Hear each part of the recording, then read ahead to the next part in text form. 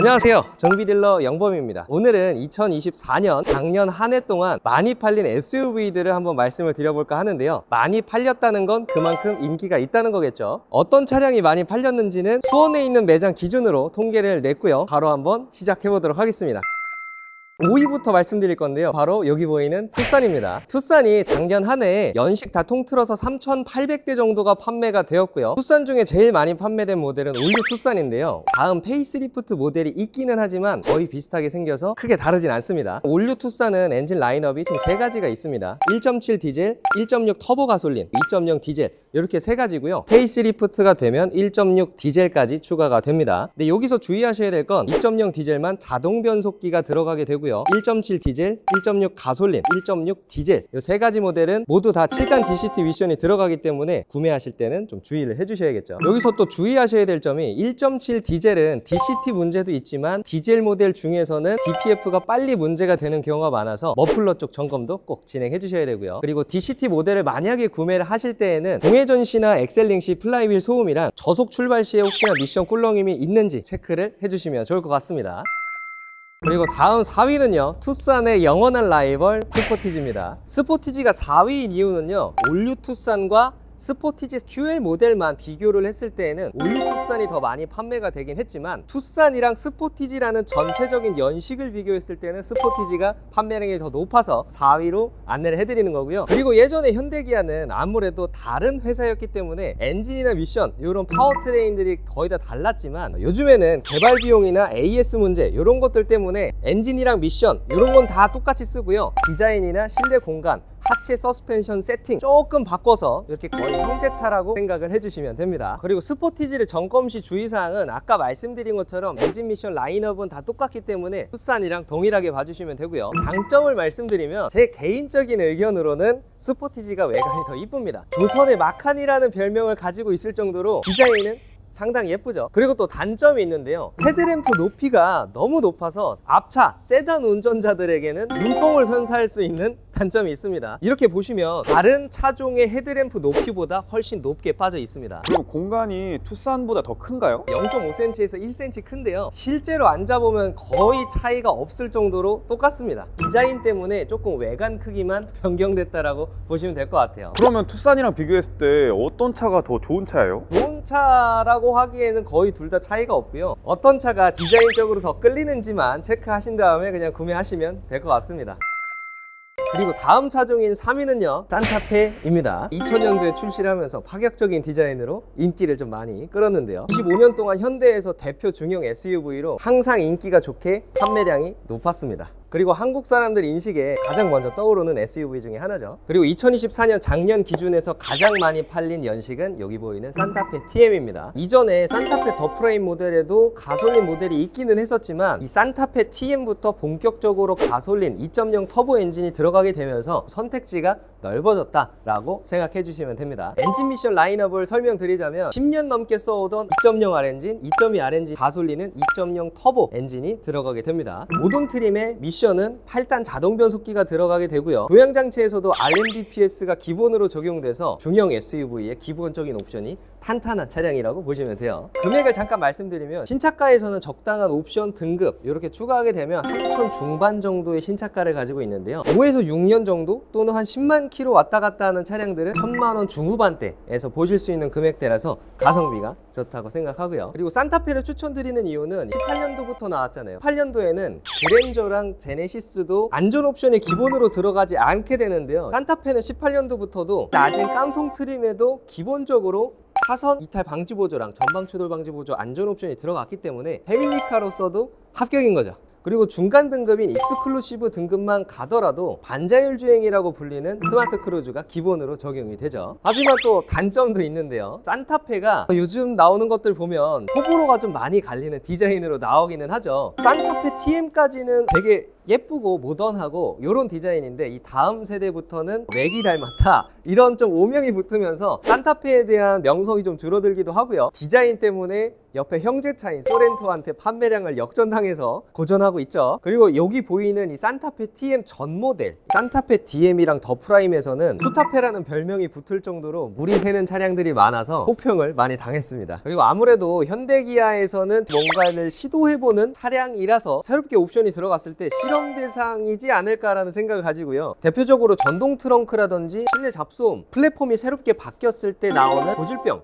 또는 결함, 이런 것들을 제일 먼저 경험을 하기 때문에 구매하실 때 페이스리프트나 풀체인지가 되고 나서 첫 연식인 차량들은 주의를 해주셔야 됩니다. 산타페 구매를 고려하실 때에는 가솔린 모델도 나름 많기는 하지만 아직까지는 디젤 SUV가 주력이었기 때문에 매물 자체가 가솔린 대비해서 디젤이 훨씬 많습니다. 그러다 보니 요즘 트렌드에 맞게 가솔린을 찾으시는 분들이 많으셔서 가솔린에 대한 시세가 조금 더 높은 편이에요. 그래서 디젤로 넘어오시는 분들도 계실 텐데, 디젤은 어느 정도 주행 환경이 맞아야 됩니다. 한 달에 2번 정도는 장거리 주행을 하면서 DPF 활성화를 시켜주는 과정이 필요하고요. 디젤을 구매하실 분들은 이런 것들 플러스 디젤에 대한 이해도도 어느 정도 가지고 계셔야 관리하시기가 편하지 않을까 생각을 합니다.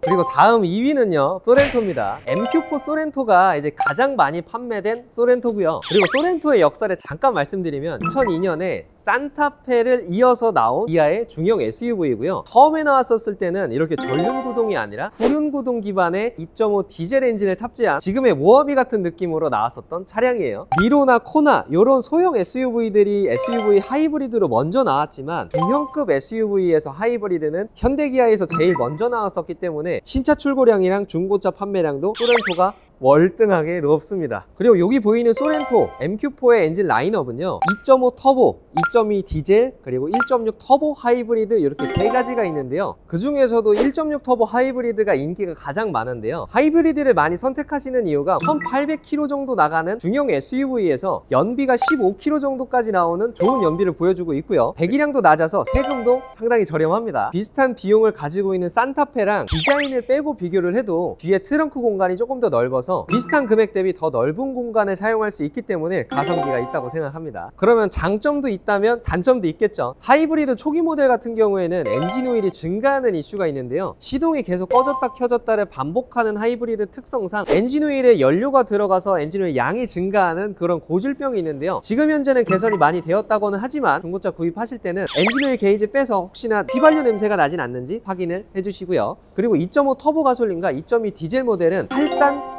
습식 DCT를 사용을 하게 되는데요. DCT는 승차감이 처음 출발할 때 좋지 않기 때문에 개인마다 호불호가 갈릴 수 있어서 꼭 시운전을 해보면서 이게 내 몸에 맞는지 이런 걸 체크를 해보셔야 되고요. 나온 지가 얼마 안 된 미션이라 지금은 보증기간이 대부분 많이 남아 있어서 괜찮지만, 보증기간이 끝난 차량을 보시는 분들은 나중에 혹시나 수리비로 큰 돈을 쓰실 수 있으니까 웬만하면 보증기간 남아있는 차량을 선택하시는 걸 권장드립니다.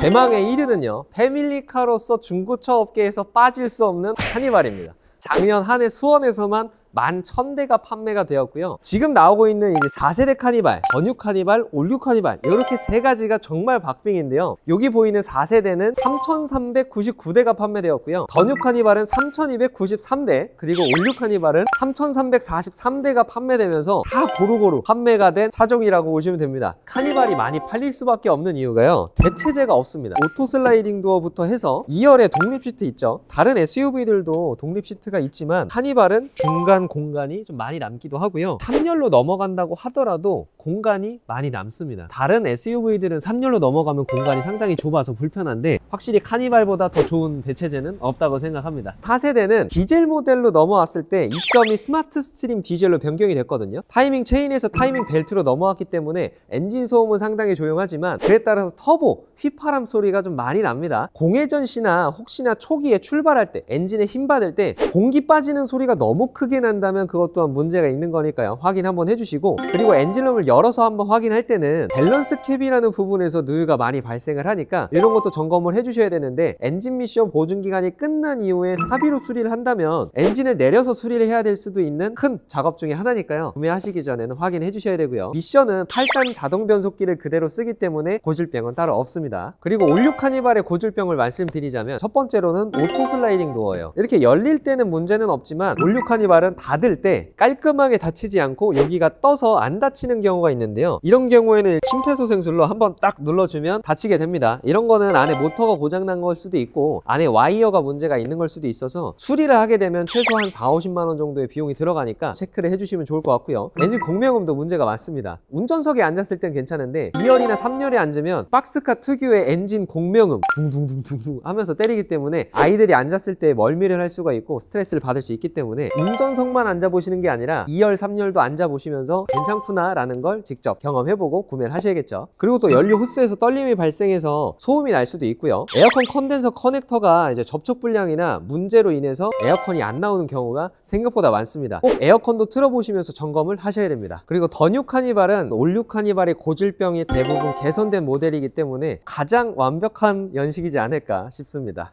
그럼 팰리세이드는 순위권에 안 들어갔나요? 팰리세이드는 출시된 지가 비교적 얼마 안 돼서 전체적인 판매량을 두고 봤을 때는 6위였었습니다. 단일 연식으로만 본다면 1등에 가까울 정도로 엄청난 판매량을 가지고 있기 때문에 중고차 유망주라고 생각을 하고요. 팰리세이드의 엔진 라인업은 3.8 가솔린과 2.2 디젤 이렇게 있는데요. 가솔린 모델은 냉각수랑 엔진오일이랑 혼합돼서 라떼 같은 색깔이 나오진 않는지 꼭 확인을 해주셔야 되고요. 가륜 모델을 선택하실 때에는 핸들을 끝까지 돌려보면서 좌회전 우회전 하실 때 덕덕덕덕덕 커플링이라는 부분에서 소음이 나진 않는지는 꼭 확인을 해보셔야 됩니다. 오늘은 이렇게 국산차 SUV 작년 판매량을 기준으로 탑5를 말씀드려 봤는데요. 오늘 영상 참고하셔서 차량 선택하실 때 도움이 되셨으면 좋겠고요. 혹시나 모르는 부분이 있으시다면 이쪽 번호로 연락 주시면 제가 친절하게 상담 도와드릴 거고요. 앞으로도 좋은 영상으로 찾아올 예정이니까요. 좋아요랑 구독, 알람 설정 부탁드리겠습니다. 감사합니다.